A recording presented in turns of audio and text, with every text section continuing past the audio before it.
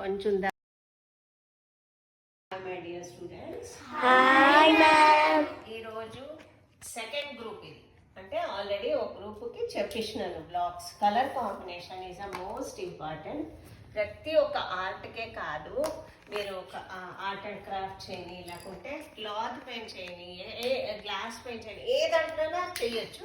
ఈ చార్ట్ అనేది ఉంటే it is very easy to make colours combination. మీకు ఈజీ అయితే మీ ఇంట్లో ఒక పెద్ద చార్ట్ పెట్టుకొని నీట్గా కలర్ కాంబినేషన్ చేసుకొని మీరు హ్యాపీగా కలర్ కాంబినేషన్ సూపర్గా చేయొచ్చు. ఓకేనా?